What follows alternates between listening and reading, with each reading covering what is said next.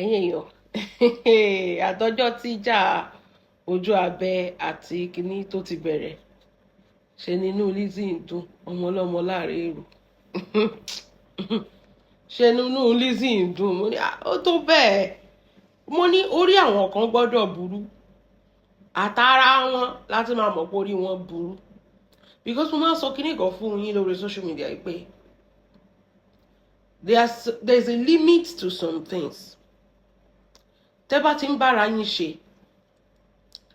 tẹ́ ti wọnú ara yín dáadáa tẹ́ bá jà kò yẹ kẹ́ gbé wá sórí social media but wèrè ni most of you. Ẹ̀yin lẹ fún Lizzy lọ́rọ̀ sọ ṣé àwa blame ẹni blame ọmọ ọlọ́mọ náà. Ẹ̀yin lẹ fún lọ́rọ̀ sọ mọ̀ kọ́ tẹ́ ẹ sọ fún ni. Ẹ sọ fún pé automatically Adabi Lizzy múra sí bàbá lábúlé o ayé àwọn kan wà tó sì máa bàjẹ́ dáadáa. Ẹ sọ fún pé automatically Adabi ṣe kí ni Adabi jà lórí yín dẹ̀ l'Adabi Lizzy ti jà ojú abẹ ṣó ò ṣẹ̀sìn àwọ̀rò mọ̀mọ́ ṣé ẹ̀ ṣẹ̀sìn lọ́wọ́ ojú abẹ Akeem ṣé gbogbo yín ò jọ ṣẹ̀sìn papọ̀ ẹ̀yin lẹ fún lọ́rọ̀ sọ ṣáàtẹ̀ máa wá blame àlè blame àǹtí kò ná wọn mọ́ wọn dáadáa Lizzy kò ná mọ́ wọn dáadáa kó o kan ìṣó mórí wọn ṣé mo pa àtọ́jọ́ tó ti kàn ṣòwò mórí ìyá wọn lókè lọ́hùn àtọ́jọ́ yẹn ló ti ń ṣe kábàkàbà tó ti ń ṣe kébékébé káàkiri tí kan ò gbé kan mọ́ lọ́wọ́ ẹ̀ tó kàn ṣẹ̀sìn kiri ni tó fi ń wọ́lẹ̀ tó ń dọ̀tí ẹ̀ tó fi ń wọ́lẹ̀ tó ń dọ̀tí ẹ̀ kan ìṣó mórí wọn mórí Akeem kò kàn ṣó mọ́ mórí ojú abẹ kò kàn ṣó mọ́ torí àwọn kan ò bá burú báwo la ṣe máa mọ̀ pé iṣẹ́ tí Lizzy ń ṣe ó ṣiṣẹ́ dáadáa ayé yín gbọ́dọ̀ ta díẹ̀ náà ó gbọ́dọ̀ rún bíi gúgúrú ká tó mọ̀ pé iṣẹ́ yẹn dá iṣẹ́ bàbá lábúlé dẹ̀ sì nìyẹn o Lizzy dẹ̀ ṣẹ̀ mẹ́yẹ bọ̀ lápò ni o nǹkan tó máa fojú yín rí nǹkan tó máa fojú yín rí ẹ̀mí yín ò ní lè gbé mo kàn ń wo gbogbo yín báyìí ọmọ yẹn nínú ẹ̀ wá ń tó pé ṣé òun ò sọ ó ní ọmọdé burúkú bojú ẹyin ṣé ó jọ lórí olú ẹrí ń pa ni ọmọ ọlọ́mọ mo jẹ́rìí ẹ̀jà rẹ máa báṣẹ́ rẹ o máa báṣẹ́ rẹ lọ o Lizzy máa báṣẹ́ rẹ lọ nínú ayé wọn máa sórí mọ̀mọ́ yẹn ni mo fẹ́ kó o kàn dáadáa mọ̀mọ́ yẹn ni mo fẹ́ kó o kàn ìṣẹ̀dá ẹ̀ dáadáa ṣé mo pé bó ṣe wà yẹn ayé tó yẹ kó wà lórí Facebook kò sí mbẹ́ o ló lọ nàgà mòṣòro lórí TikTok tó tún ti bẹ̀rẹ̀ sí fi iṣẹ́ sí wa wọ́n tẹ̀ tó wá fi Akeem lẹ̀ wọ́n nígbà tó sọ pé Akeem lọ gbé yẹ ẹ̀wà pé mọ̀mọ́ ló lọ gbé wá mú ní ìgbà tó yẹ pé orí mọ̀mọ́ ló gbàbọ̀dì mọ̀ ní mọ̀ pé orí mọ̀mọ́ gba anything orí wọn dàbí kíní tó fi ń kólẹ̀ orí mọ̀mọ́ ó gba anything tẹ́ bá fẹ́ fọ́gìmọ̀ ẹ fọ́gìmọ̀ bá fẹ́ fọ́gọ́mọ̀ ẹ fọ́gọ́mọ̀ orí mọ̀mọ́ gbàbọ̀dẹ̀ wọ́n dẹ̀ mọ̀ pé mọ̀mọ́ náà lè ránṣẹ́ dé tòrutòru mọ̀mọ́ náà lè rán níṣẹ́ dé tòrutòru tó máa jẹ peanut náà fi ń ràn yàyín iṣẹ́ engagement náà fi ń ràn ẹ̀yin ọmọ ewé ẹ pẹ̀lẹ́ o ẹ rí bí ojú abẹ bọ́ ṣe tún fi yàyín ṣẹ̀sìn nígbà tí yàyín lọ nọnu sí nǹkan tó ń pè sí ẹlẹ́sìn àgbáyé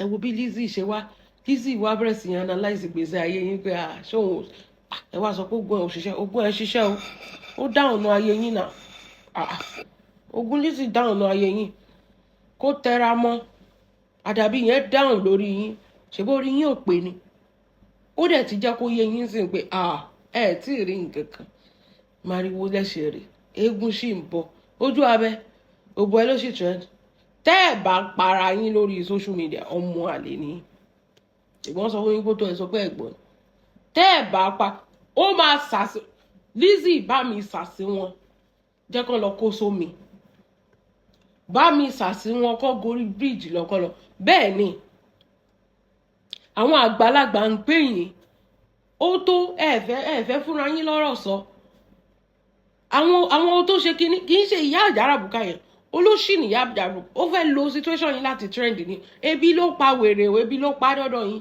ebi lé ń dé ni o ó fẹ́ lo situation yín láti ṣe kí ni láti trend ni of course ó máa dá wàhálà, ó máa yín sí, ó máa yín sí. Lójú Lizzy máa rò pé oògùn tóun sá sí yín ló ṣiṣẹ́, èpè tóun ṣẹ́ fún yín ló ràn yín. Bó ṣó parọ́ ni, kò parọ́ náà, ṣógun ọ̀ràn yìí, ṣé ẹ wùwà bí èèyàn tẹ́ pé ń dáǹsìn.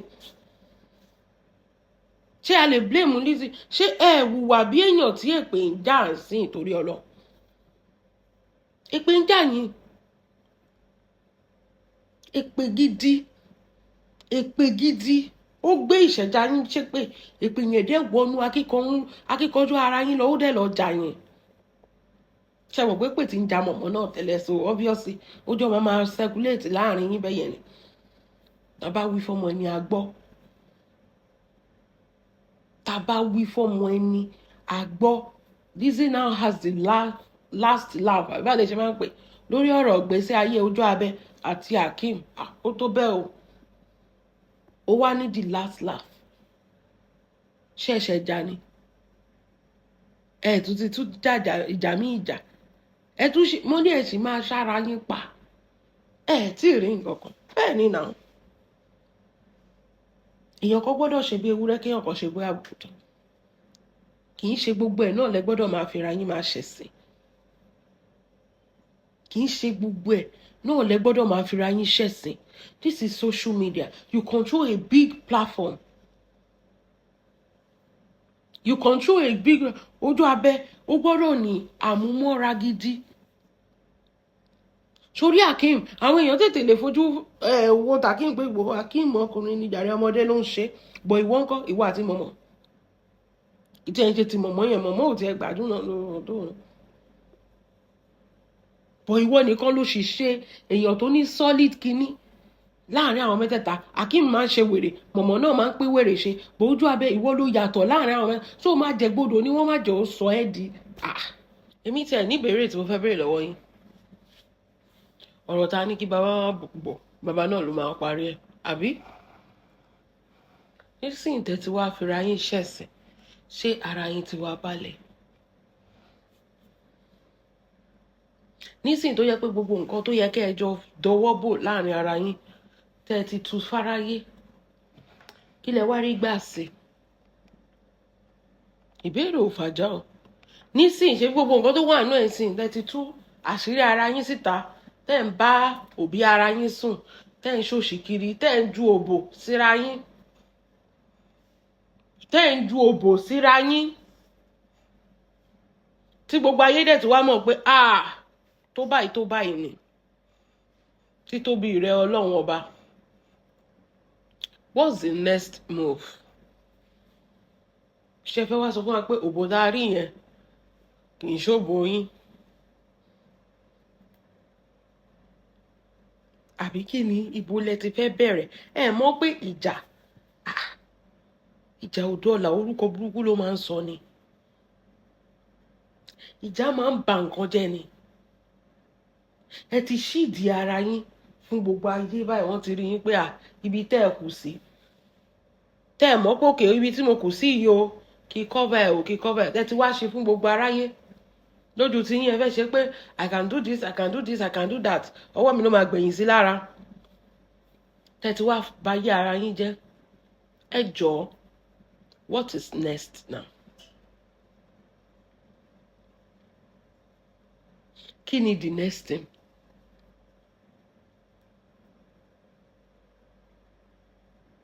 Mo máa sọ kíní kan fún yín lórí social media. Social media is another world on its own. You create family, you create people, you meet people. You meet people on social media, tẹ́ bá ti lè rẹ́ to one point. Tó bá fẹ́ ṣe bí ìjà, ẹ pera yín lẹ́yìn.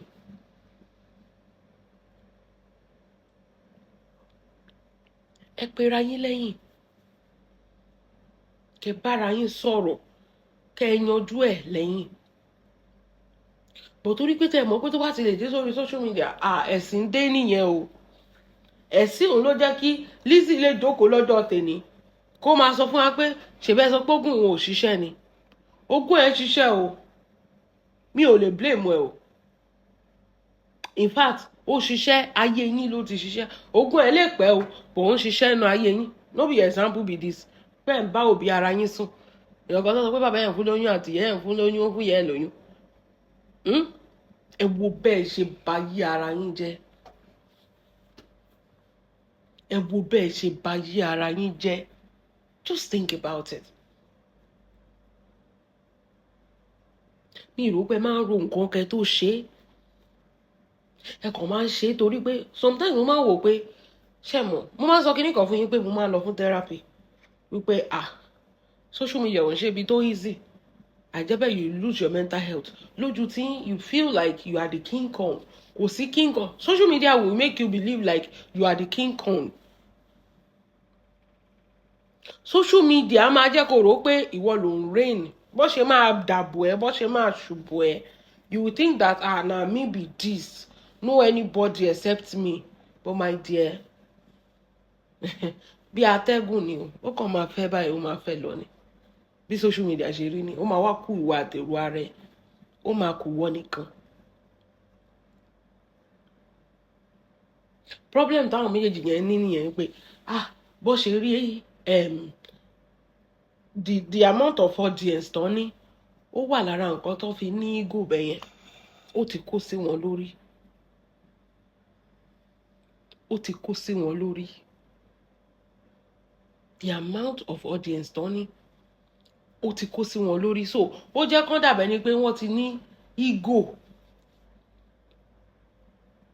Pé àwọn nìkan ní forgetting who they really are. Wọ́n ti gbàgbé báwọn ṣe dórí social media.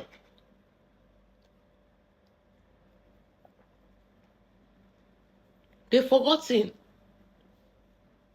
And it's so sad to see them. Torí if you look at it very well, ṣàṣàlẹ̀yàn tó wà lórí social media tó jẹ́ pé ayé wọn ò pàpàdà bí ayé ojú abẹ àti Akeem Wilas. Tó o bá fi ọpọlọ pípé sí, they will render you useless on social media space. Wọ́n máa render useless. Akeem àti ojú abẹ, wọ́n ti rí pé àwọn ní bigger platform. Wọ́n ti rí pé àwọn ṣe àwọn èèyàn like àwọn. Wọ́n ti rò pé káwọn máa misbehave with the next thing. Tí débì kankan náà. Ṣebí yàn ní Pella. Ṣé ti dé stage Pella yẹn?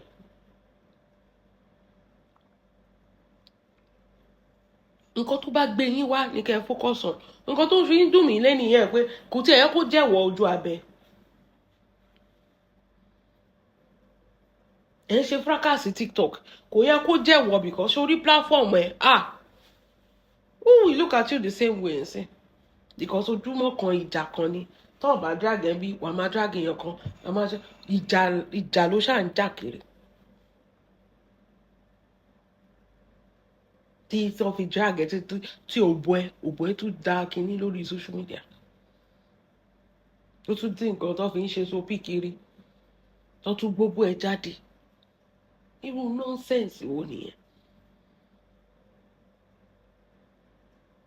Ó fuck up o. Ojú abẹ, ó fuck up big time. Ó dẹ̀ fi rẹ̀ lẹ́fọ̀ọ́. Mo sọ pé in the next 1 year tó bá look back, wàá rí pé ìjà tó jà yẹn ò bá tẹ̀ tí má jà. That is it. Ó mọ̀ pé ọmọ yẹn múra ìjà fún ẹni. Wàá ṣe kí ni? Ara ìyá fún. Jẹ́ kó lọ kó ní tiẹ̀ wájú. Ó dẹ̀ mọ̀ pé àwọn èèyàn kan ti wà tó jẹ́ pé ó ti ní issue pẹ̀lú. Tó ti lọ tò sẹ́yìn ẹ̀ náà láti lo opportunity yẹn láti bá ẹ jà. Nǹkan ò kì í yé yín tó ni. Nǹkan kò ń yé yín tó, nǹkan ò ń yé yín bọ̀rọ̀. Nǹkan ò kì í yé yín. Ìwọ ló ní the strongest platform. Ó mọ̀ kó fẹ́ gbé ẹ ṣubú ni. Ṣé gbogbo ẹnu la fún máa ṣàlàyé nǹkan fún ẹni? Bú mi ń bú ọkọ lélẹ́yìí. Ó mọ̀ kó fẹ́ tì ẹ ṣubú ni. So that ẹlòmíì á tún bọ́ sí. You are not Ọlọ́run. Sọ́dọ̀ gan. Máa sọ pé o kò fáyìn lójú ni, kò sọ́pọlọ yẹn bẹ́ẹ̀. Mo ti fún Lizzy lọ́rọ̀ sọ. Ó ní ogun ti wá ń já ẹ̀ sí. Ogun Lizzy ló ń já ẹ̀. According to Lizzy. Ogun ẹ̀ ló ń já gbogbo yín sìn.